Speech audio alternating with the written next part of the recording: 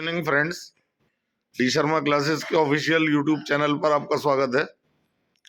आज मैं आपको केमिस्ट्री के और साइंस के कुछ इंटरेस्टिंग फैक्ट्स के बारे में जानकारी देना चाहता हूं।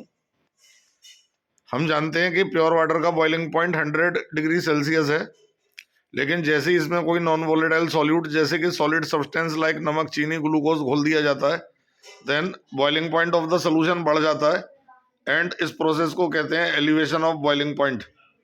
सिमिलरली व्हेन अगर हम जानते हैं कि प्योर वाटर का फ्रीजिंग पॉइंट 0 डिग्री सेंटीग्रेड है और हम इसमें कोई सॉल्यूट घोल दें, solid substance, then the freezing point becomes less than 0 और इस प्रोसेस को कहते हैं डिप्रेशन ऑफ फ्रीजिंग पॉइंट। तो प्योर वाटर का फ्रीजिंग पॉइंट 0 है, सब्सटेंस नॉन वोलेटाइल घोल देने के बाद जो फ्रीजिंग पॉइंट होता है वो 0 से लेस हो जाता है। इस प्रोसेस को कहते हैं डिप्रेशन इन फ्रीजिंग पॉइंट्स। तो पहला इंटरेस्टिंग फैक्ट ये है कि कभी भी हम बहुत हायर एल्टीट्यूड पर ट्रेवल करते हैं जहाँ पर टेम्परेचर माइनस में रहता है, तो हमारी गाड़ी में पड़े हुए फ्यूल्स लाइक पेट्रोल, डीजल जमने लगते हैं and when the fuels are solidified the wagon will stop, the car will stop and it will not move, so that a little quantity of ethylene glycol is added in the hill areas in the petrol and diesel, so that by mixing the ethylene glycol the freezing point is reduced and the petrol and diesel will not freeze at minus temperatures also, and the vehicles move continuously, so that a little quantity of glycol must be added in the petrol or diesel when we move towards the higher altitude more than 4000 meters पर अगर गाड़ी चलानी है then petrol में थोड़ा सा glycol मिला देते हैं डीजल में, जिसकी वजह से डिप्रेशन ऑफ फ्रीजिंग पॉइंट हो जाता है। और इसके अलावा हम ये देखते हैं कि कोई भी डेड बॉडी अगर पानी में डाल दी जाए तो वो ऑस्मोसिस की वजह से फूल जाती है, एंडो ऑस्मोसिस होता है, जिसकी वजह से बॉइलिंग पॉइंट, जिसकी वजह से वाटर स्किन के अंदर मूव कर जाता है और डेड बॉडी स्वेल अप हो जाती है due to endo osmosis. Similarly अगर अंगूर का दाना जलेबी की चाशनी में डाल दिया जाए then it will contract and it will be converted to किशमिश और रेजिन, ये भी ऑस्मोसिस का ही एग्जाम्पल है। सिमिलरली अगर एक किशमिश को पानी में डाल दिया जाए then it will absorb the water from outside due to osmosis and it will swell up. Similarly हम पेड़ों को पानी देते हैं तो पेड़ों को पानी देते समय इस बात का ध्यान रखते हैं कि कोई पेड़ों को पानी के इंजेक्शन तो लगाते नहीं है, लेकिन मिट्टी में ही अगर हम पानी डाल देते हैं तो वो पानी पेड़ पौधे अपने आप एब्जॉर्ब कर लेते हैं मिट्टी में से। This is an example of endosmosis. Endosmosis माने solvent will move inside the substance, exosmosis means water will be excluded out. और ये ऑस्मोसिस के ऊपर कई सारे रीजनिंग के सवाल भी आते हैं बोर्ड के पेपर में और एजर्सन रीजन कंपटीशंस में भी कई बार पूछे जाते हैं, तो आप लोगों के लिए ये काफ़ी यूजफुल होंगे। अब एक और बहुत कॉमन सा सवाल है कि मछलियां ठंडे पानी में कंफर्टेबल हैं या गर्म पानी में। तो मैं आपको बताना चाहता हूं कि जितना टेम्परेचर कम होगा उतना ही ऑक्सीजन की सॉल्युबिलिटी वाटर में ज़्यादा होगी। तो at lower temperatures more and more oxygen becomes soluble in water, so that the aquatic animals, fishes, tortoises feel comfortable in the cold water because they can breathe easily. Oxygen उनको मिलती रहती है और वे आराम से कंफर्टेबल रहते हैं।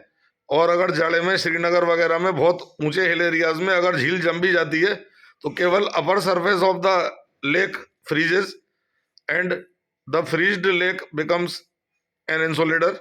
तो बाहर की जो बहुत ज़्यादा ठंड है वो अंदर बर्फ की लेयर को क्रॉस करके पानी के अंदर नहीं पहुंच पाती, क्योंकि अंदर का पानी लिक्विड फॉर्म में ही रहता है और भारत के मुकाबले उस पानी का टेम्परेचर काफ़ी ज़्यादा होता है और वहाँ पर एक्वेटिक एनिमल्स मरते नहीं हैं और वो बाहर की ठंड से बचे रहते हैं।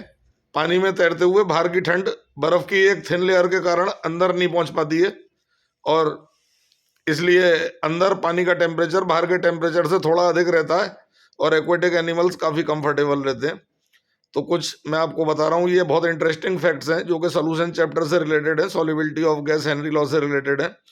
सिमिलरली आप देखते होंगे कभी आइसक्रीम वाले का ठेला आप देखिए जिसमें कि अंदर एक एल्युमिनियम का चैम्बर होता है जिसमें आइसक्रीमें रखी होती हैं और उसके बाहर वो बर्फ रखता है चारों तरफ एल्युमिनियम के चैम्बर के बाहर।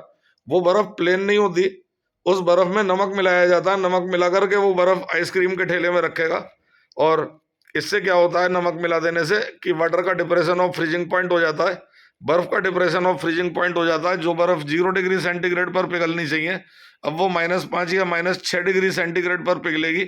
और इसीलिए सुबह अगर आइसक्रीम वाला आइसक्रीम का ठेला लेकर निकल रहा है और उसने शाम तक आइसक्रीम बेची है तो नमक मिला होने के कारण वो बर्फ शाम तक भी वैसी रहती है और वो पिघलती नहीं है, because the freezing point of the ice has been reduced by mixing NaCl. It is called depression of freezing point. It is the best example of depression of freezing point.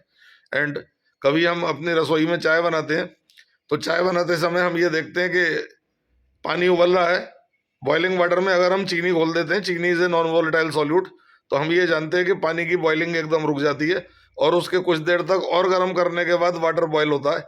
It means that when water is boiling at 100 degree centigrade, after that we are dissolving glucose, sugar और salt, then boiling of the water stops because the elevation of boiling takes place, elevation of boiling point takes place, and the solution will boil a little bit later by absorbing more and more heat.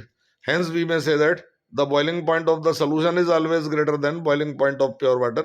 Similarly, मैंने आपको अभी बर्फ में नमक मिलाने का example दिया।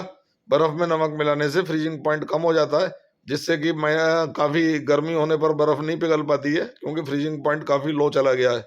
और जो कि आइसक्रीम वाले कंफर्टेबली दिन भर आइसक्रीम अपनी बेच पाते हैं ठेले में लेकर के।